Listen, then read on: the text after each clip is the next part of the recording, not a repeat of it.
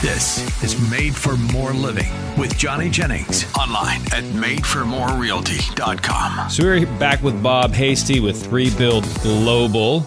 And you had this story you wanted to share about voodoo witch doctors in Haiti. Yeah. You mind sharing what that is about? Yeah. Voodoo and witch doctors, it's a common practice there, and they even advertise it. So you'll see a red and black flag in the front of somebody's little house, and that's just a sign that this is where you come to get spells and witchcraft. And kind of like a barber pole? Healing. Yeah, kind of. I mean, you see it. And these people are, in my opinion, legitimately oppressed, possessed by demonic stuff. Really? The stories are crazy. I mean, there's crazy stories that you would just scratch your head and go, just no way. And so I was walking in this just little bunch of shacks, and I see this guy. I see his little tin hut, and he's got probably 50 alcohol bottles just piled up in his front yard, you know. And so I just walk over to the guy, say, "Hey, how you doing?" You know, and he's missing all his teeth and dirty, lives on the dirt floor, doesn't have a bed, doesn't have anything, you know. And so, but he's got 50 empty alcohol bottles. 50 empty alcohol bottles piled up in his front yard.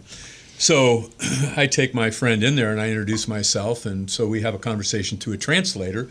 And my friend, who works with the big church up there, knows this guy, and his reputation precedes him. Everybody knows who this guy is. And he was the guy that a witch doctor would hire to go do bad things in the middle of the night.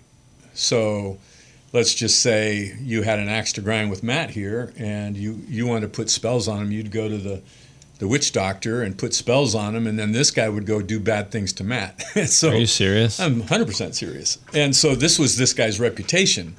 I'm not going to call him a hitman, but side conversations with people says that he's done some things. And so I got to talking to him about the gospel. I got to talking to him about Jesus. My testimony, I used to be an alcoholic. Read the Gospels, prayed. God delivered me 45 years ago from an alcohol addiction.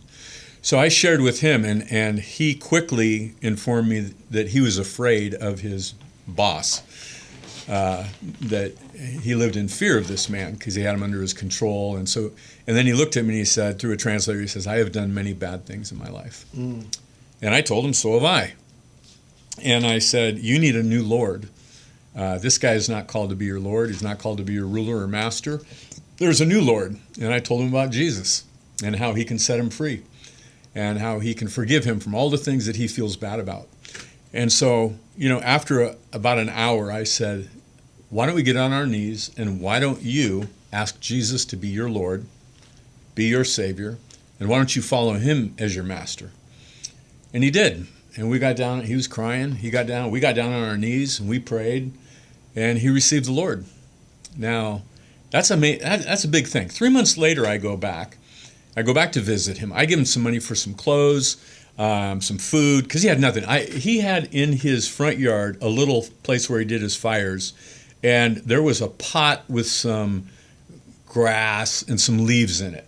So I think he was making, like, I don't know, some soup or something, but there was nothing there, you know? And he was skinny as a bone, and so got him some food, got him a bag of rice, got him some things to help him, bought him a bed, which was amazing. 3 months later, I go back, and all the bottles are gone. Now, I never told him he should stop drinking. I never told him anything about it. We didn't even have that conversation. But he got rid of it on himself, and he stopped drinking. And so my friend said that, who's a leader in this church, he said, and I told him, I said, "You go to church." When he came to church, everybody in the church just stopped and looked at him because they knew who he was. He was a bad guy. And they were, you know, to be honest, this church was a little afraid of him. But that was 2 years ago. And he is there every Sunday worshiping God. Wow. Then a year ago, we built him a new house. Wow. So this guy went from being oppressed, living in fear, bound by alcohol, to clothed, fed, new house, goes to church every Sunday. He's a different man. Incredible. Different man. Completely different man. What prompted you to go up to him originally? Like Couldn't tell you. But so it wasn't like somebody told you. You just like, hey. No. Just start walking around. you start walking around. I'm big on, we're in Ephesians where it says that we're not saved by good works, but God has prepared good works for us before the foundation of the world. Mm-hmm. So it took me a lot of years to just figure out. It's a very simple plan of God. I just simply have to ask, what's the good works that you've created me for, and where do I do them? So if you just wander around, if you just get out of the comfort zone, out of the bubble, out of Roseville, right? Just go, and you'll start seeing some stuff. And when you start seeing some stuff, your heart will get moved. When your heart gets moved, then you start doing things. And then you start seeing change and transformation take place in communities, churches, and individuals. So what's your strategy? What are the keys to going into a country, a culture that is 180 degrees opposite of the United States? Yeah. And where these people already have walls put up of who's this guy? He doesn't speak my language. Yeah. He looks completely different from me. How are you able to make those effective connections with people that are so different from you? Yeah. Well, one of the things I think we need to realize is that when you go to these countries, most of them are glad you're there. Are they? Because they know where we came from. Oh, gotcha. They know what's going on in America. They know this is paradise. So for them, it really evokes curiosity. Like, why would this guy come here? They know what we leave from. And so they're automatically impressed. And then if you just start relating, eating their food, sitting with them, and then you want to help, then it's like they just absolutely love it. They absolutely love it when we come. Now, we're careful. I'm careful when I go that we don't take jobs from the people that are there. I have a guy in Haiti that I met, and once again, I felt like God told me, hey, connect with this guy. And he was a young guy, and he had built a house, and so I asked him to be my new contractor. And so this young guy, who's probably 29, but he knows how to build a house, has built 2 churches for me and about 6 houses. Wow. And all of them are excellent. Concrete, tin roof, quality. So the first thing you have to find the person of peace, the person that God wants you to relate to. And then when you find that person, then you really get relationally connected to that person, which is, once again, why I go back is so I continue the relationship. I see, is this where our money went? There's accountability. And that just keeps going. But we talked about Haiti, we talked about Nepal, but you've gone and you're involved in, I think, 4 countries? Yeah, Pakistan, Albania, Nepal, and Haiti are the main 4 that I go to. Okay. Yeah. So how do you pick where you're going to focus? What's that story in the book of Acts where Paul was going to one place and the Holy Spirit forbid him? It's really the only place you see God forbidding people to go. Mm-hmm. Well, what was going on is there was a man praying in Macedonia for help. And so God just redirected him to that guy. So, we don't think about it very much, but a good question to ask ourselves is, whose answer to prayer might I be? There's somebody praying. Well, I believe that I'm there by the sovereignty of God. I believe I'm there because, well, in fact, I'll just tell you, the place we go in Haiti, up in these mountains, the lady whose husband founded 12 churches up there as a medical doctor, 12 churches, and they are fully functioning, doing well, and run from anywhere from 75 to 400 people in the middle of nowhere. Wow. He would treat patients, preach the gospel to them. They'd become Christians. He would start a church. Well, when they had these churches, his wife who served the poor up there, would just pray, just intensely every day.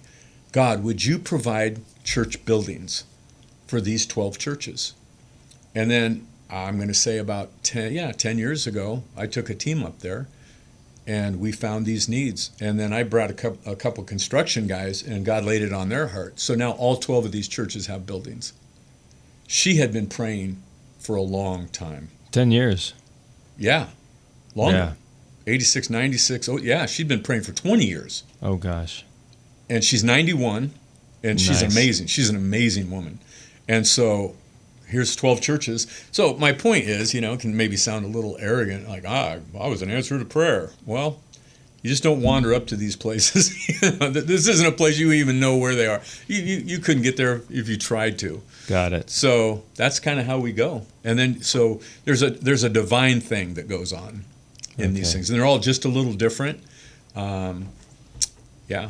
And if somebody wants to reach out and help with Rebuild Global, what's the best way to do that? You know, I'm on social media. I just kind of do both my personal and Rebuild Global. You know, you can go to Robert Hasty on Instagram, Bob Hasty on Facebook, Rebuild Global on social media. You can go to my website, rebuildglobal.org or .com. They can donate. You can donate. You can. And it's the number 3, right? Yeah, the number 3. Yeah. So that's that's what we do, and we're always doing that. So I'm going every 2.5 months to these countries, and you know, Pakistan. You mentioned Pakistan. I mean, I committed to go there before I even knew where it was or what it was like. The church that I had pastored up in Washington had a family from Pakistan, and they said you should get to know my brother. And so somebody I knew that knew him got me on the phone with him, and he said, "Come on over, brother, come to Pakistan." I said, "Sure," you know, because I'll go anywhere. And then I looked up what goes on in Pakistan, and for the Christian, it's not really good at all. Was the brother a Christian that you were communicating with? Yeah, and he does outreach there. And so I went over there the first time with, you know, a little hesitancy. It's an oppressive culture to Christians. It's 98% Muslim, 2% Christians, and there are things that go on all the time. They can falsely accuse somebody. There's signs in I drove by a restaurant with my friends that said, "No Christians work here." That was their advertising. No Christians work in our restaurant, so it's clean. That was their advertising. Oh. So they live under this oppression, you know. And, you know, there was a church right on the border of India that India fired some rockets and blew the roof of this church off. So they prayed, we prayed for a couple of years. There was no roof. I mean, it was an open air brick church with no roof. And so this wasn't like the recent conflict between Pakistan and India. This was years in the making. Oh, this always goes on. In this one particular region, every few weeks they get a bad attitude and start shooting at each other. I can take you to places where mortars are positioned under camouflage, ready to just push buttons at any minute. They're 300 yards from the border. And so they'll just trade rockets every once in a while. And so this roof was blown off, and so we were able to replace the roof. And so, you know, it's a little safer, and, you know, it's still dangerous, but, you know. And then another city 2 years ago, Jaranwala, they went after the Christians and burned down 80 houses, some churches. And you got to remember, these people have nothing. They have a bed. They may have a refrigerator. They have fans. They have their clothes, and these were torched. They're just torched.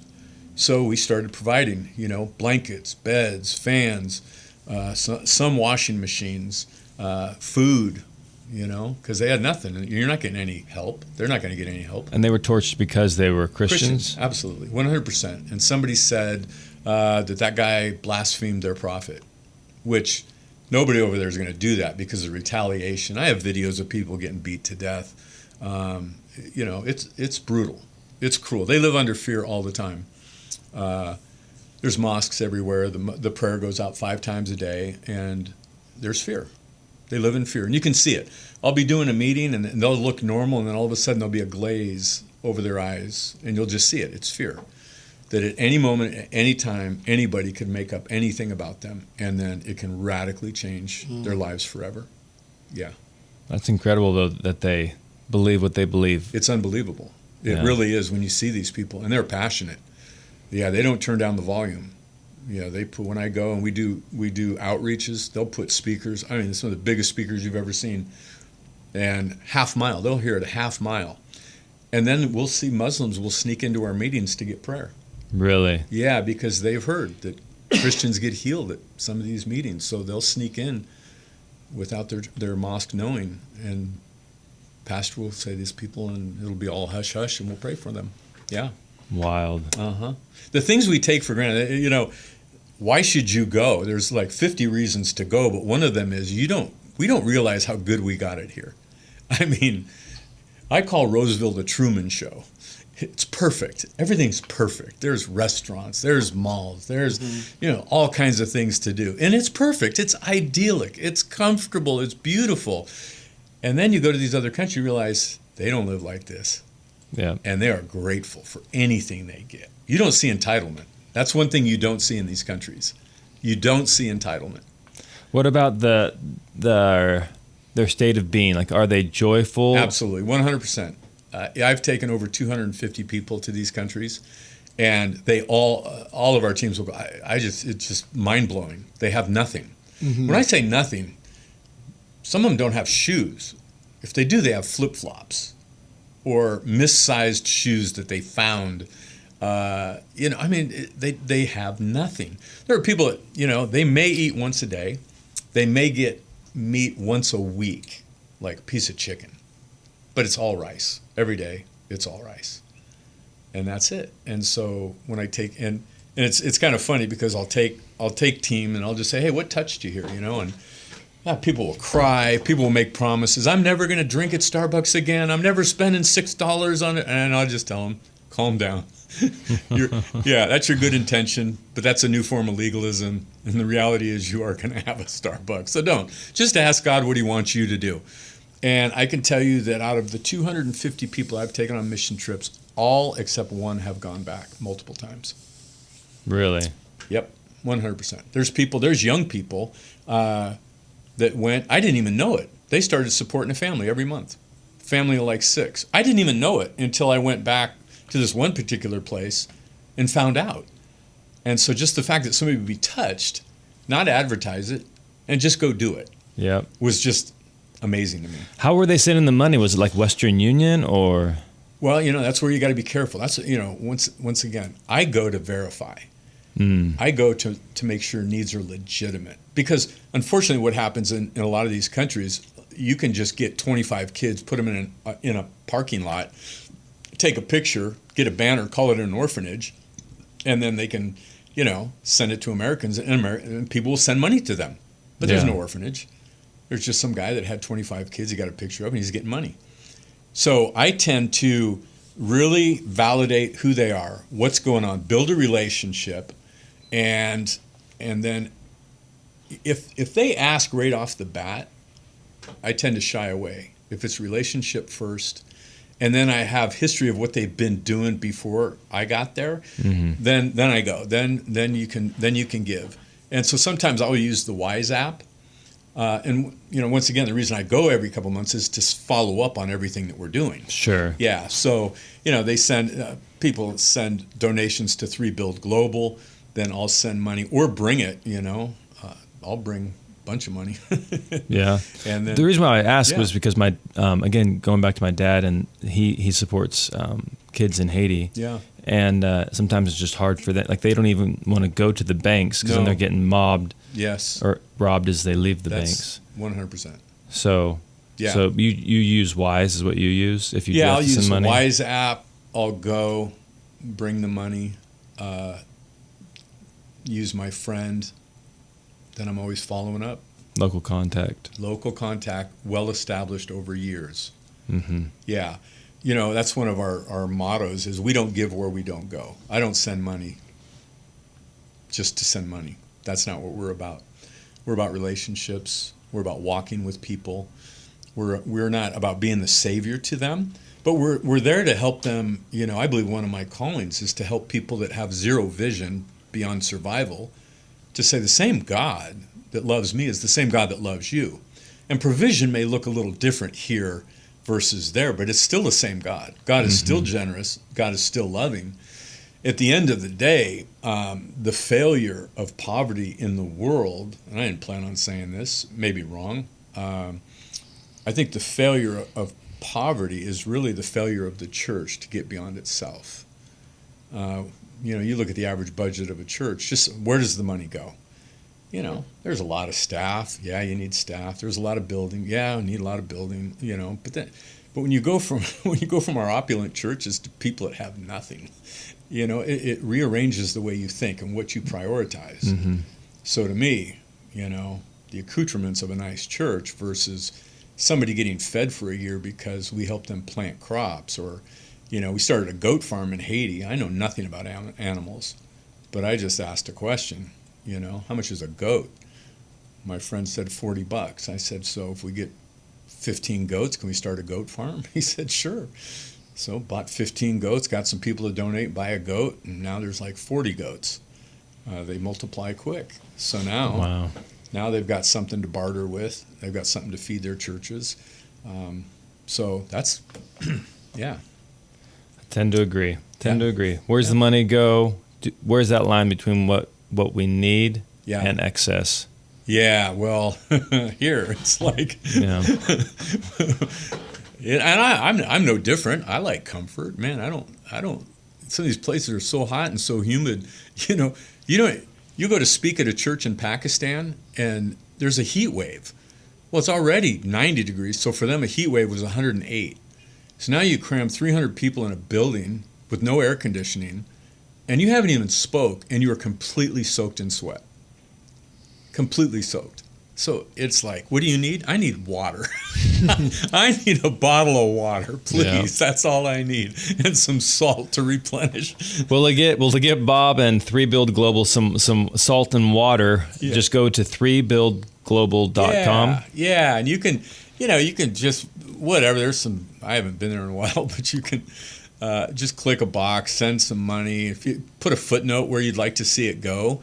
We do education. We started 4 schools.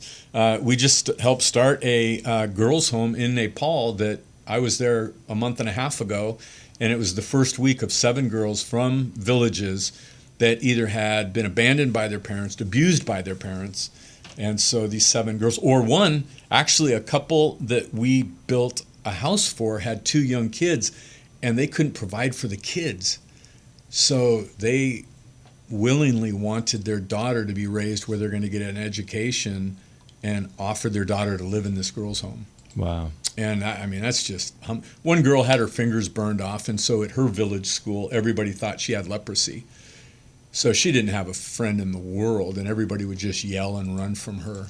And to see her getting healed from that trauma is pretty spectacular. I can't imagine. Yeah, and they're in a nice house with a just caring couple that I've known for a few years now.